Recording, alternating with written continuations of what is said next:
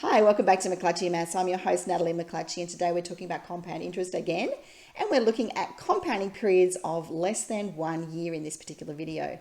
And hold horses, if you haven't watched part 1 yet and you don't understand what compound interest is, you're going to want to go and watch that one first. We've got some useful information in that video that you may not have considered before, so maybe go and have a quick look and then come back and join us here for compounding part 2.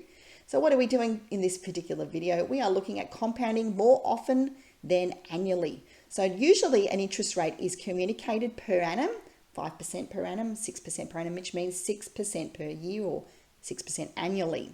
Now, often though, compounding takes place more than once a year. Sometimes it could happen with an investment loan daily or weekly or fortnightly or monthly or quarterly, which means every 3 months. So it's important to know how to apply the compound interest formula when you've got periods less than 1 year. So what this means is that interest is being added onto the interest far more often.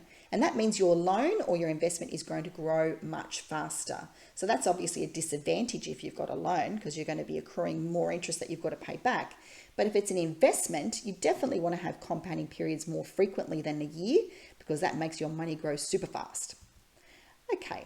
It also means that the annual interest rate, I, needs to be changed into a rate per period. You'll remember in our previous video that we talked about compound interest as being a rate per compounding period. But in the previous video, all of our examples were annual. In this case, it's going to be compounded more often, and we need to change the rate to a rate per period.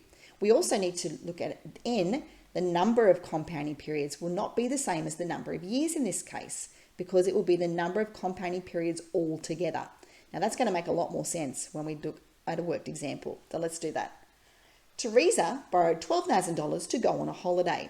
The interest rate was 12% per annum, compounded monthly. So there's your first clue is the word compounded. That tells you straight away that we're not talking about simple interest. You can put that formula to one side.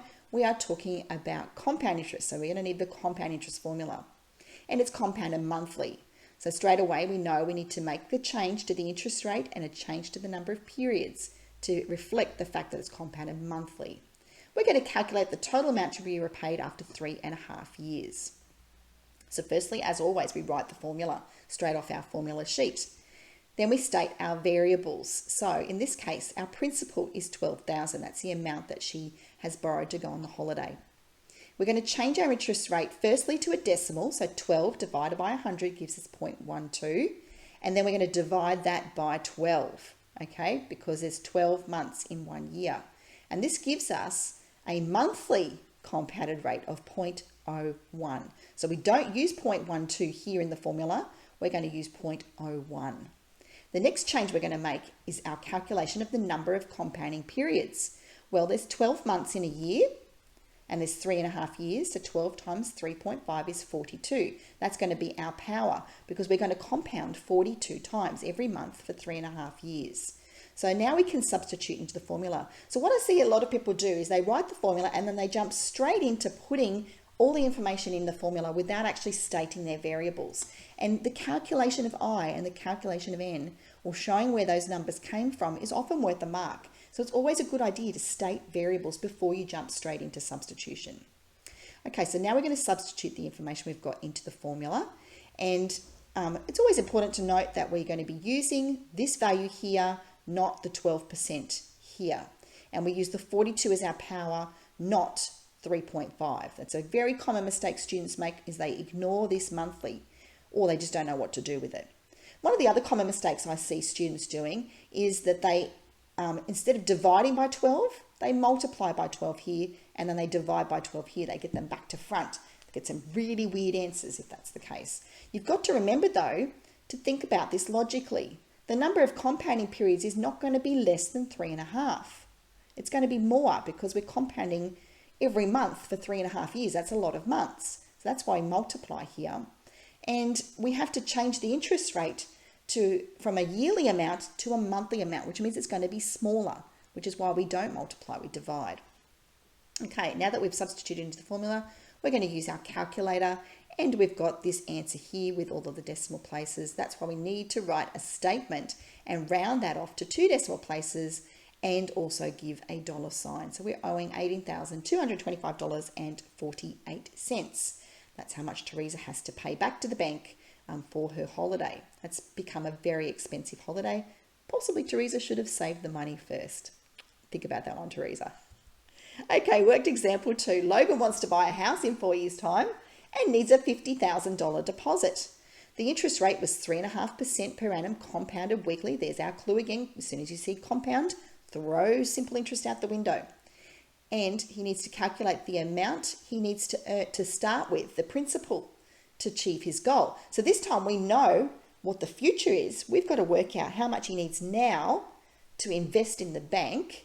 So we've got a bit of a complicated thing happening here.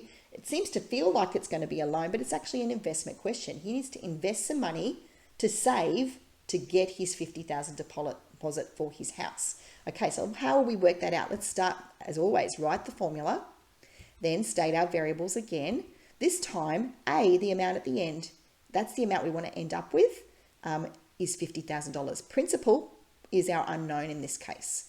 Interest rate, we need to change the 3.5% per annum.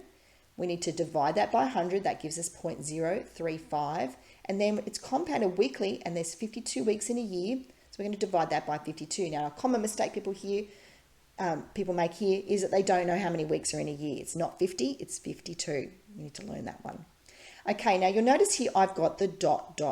That's because there were a lot of numbers after the decimal place, and I didn't want to write them all down. But I'm not going to type this number into the calculator. I'm going to leave that number on my calculator, and I'm going to put the whole thing into the calculator. So no rounding mid-question. My value for n, well, I'm compounding weekly for 4 years. So that's 4 lots of 52, which is 208 weeks altogether. It's being compounded for. Now we can substitute into the formula. So it's going to be 50,000, the subject of our equation. What we're trying to achieve is $50,000. We've got to work out what the principal is that we need to start with. And then here I've put in the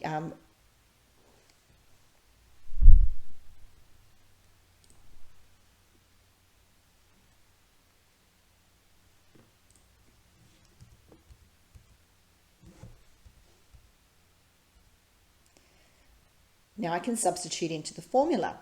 50,000, the amount at the end, is equal to P, because P is our unknown, the principal we're trying to calculate, multiplied by 1 plus blah, blah, blah, all this dots, which we didn't actually take off our calculator yet, to the power of 208. Now, if you accidentally cleared your calculator, all you need to do is go back to 0.035, divide by 52, keep that on your calculator, then add the 1 to it and press the equals button.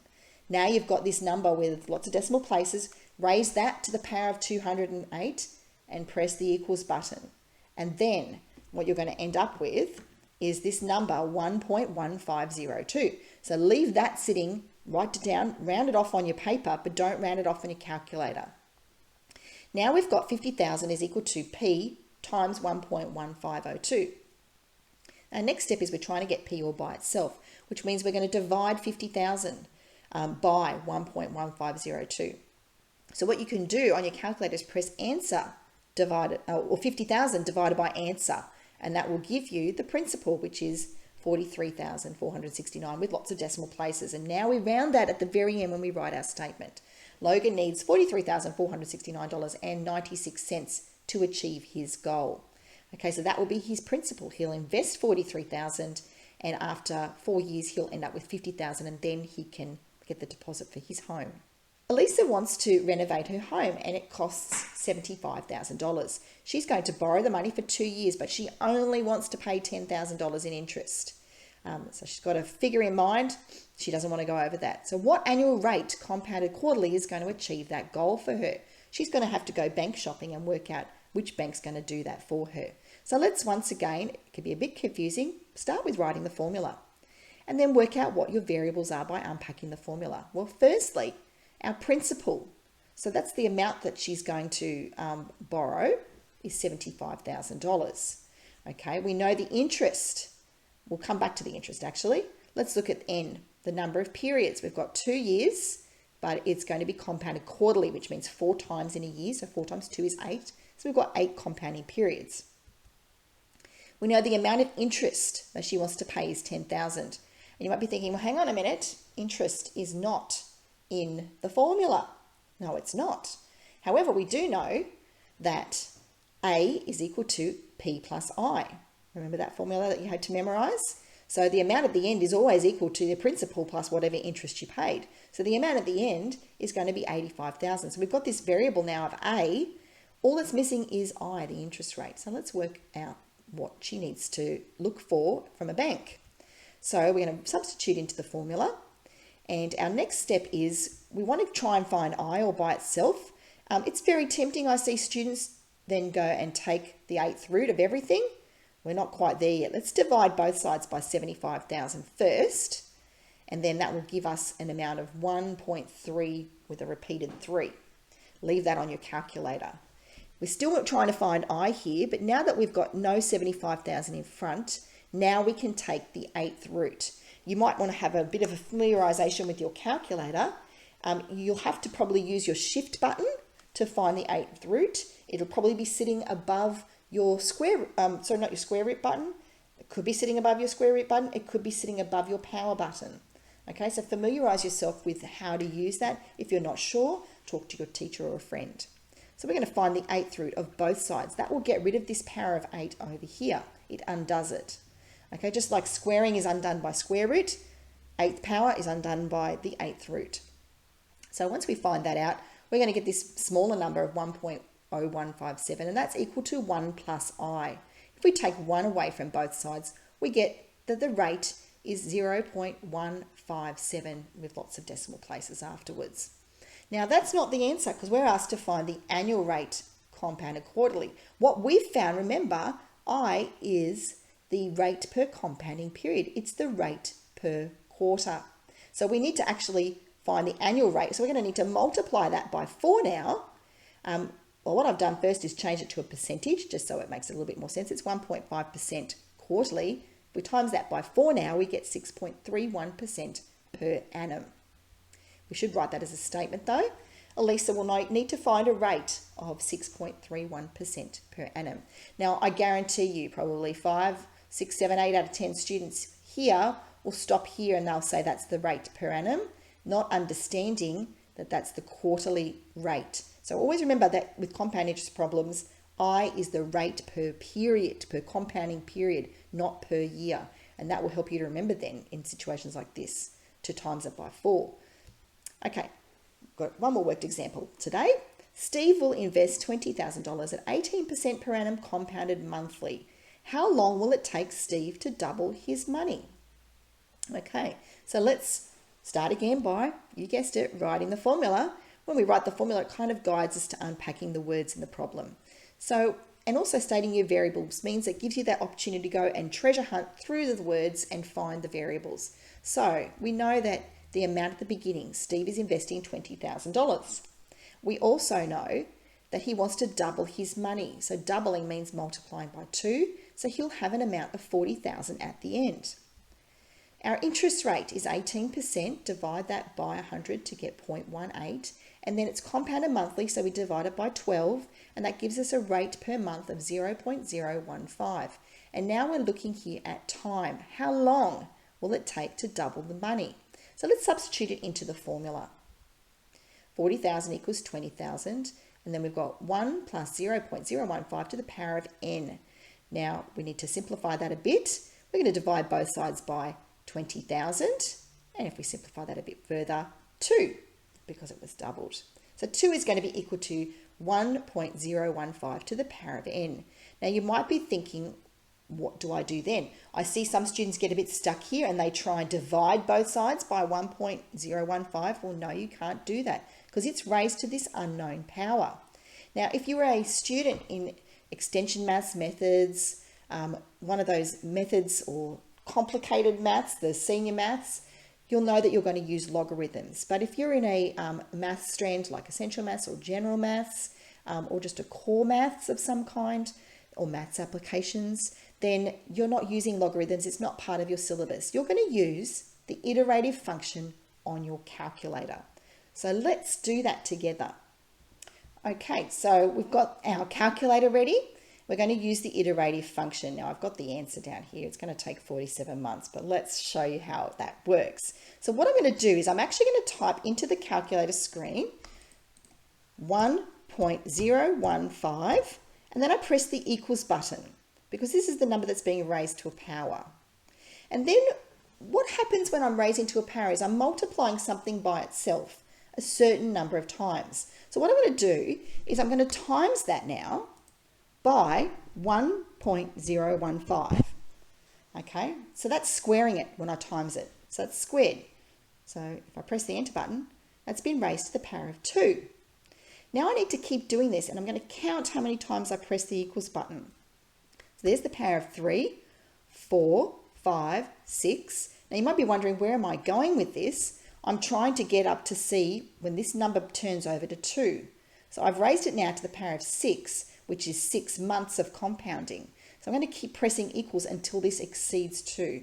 So 7, 8, 9, 10, 11, 12, 13, 14, 15, 16, 17, 18, 19, 20, 21, 22, 23, 24, 25, 26, 27, 28, 29, 30, 31, 32, 33, 34, 35, 36, 37, 38, 39, 40, 41, 42, 43, 44, 45, we're getting close, 46, 47. It's just jumped over now.